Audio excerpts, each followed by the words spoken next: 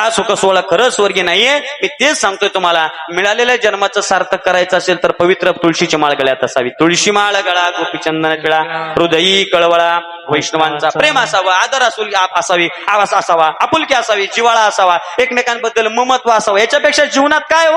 प्रेम सुख देई, प्रेम सुख देई, प्रेमाविन नाही समाधान. प्रेमाशिवाय जगामध्ये समाधान अजिबात नाही, पण लोकांना ते अजिबात कळत नाही. आता आजचं खऱ्या अर्थानं कीर्तन श्रीकृष्ण परमात्म्याचं आहे, पण श्रीकृष्ण परमात्म्याला सुद्धा अवतार का घ्यावा लागला याचं सुद्धा कधीतरी चिंतन आपण केलं पाहिजे ना. मला एका प्रश्नाचं उत्तर द्या, रामाचा अवतार कितवा?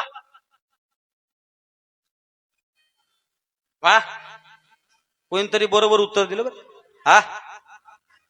हा, रामाचा अवतार 7वा, कृष्णाचा 8वा. रामाचा 7वा, कृष्णाचा लय चिंतन आणि वेदशास्त्र मांडायची गरज नाही, एकाच वाक्यात आहे का?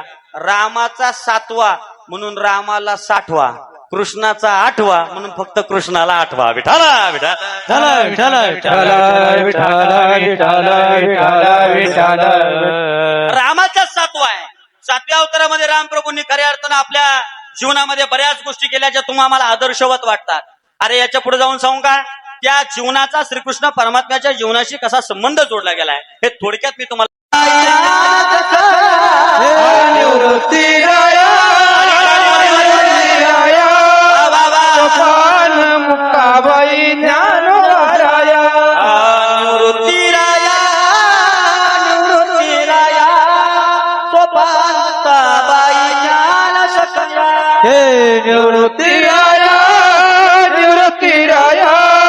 सोपान मुक्ताबाई ज्ञानराया.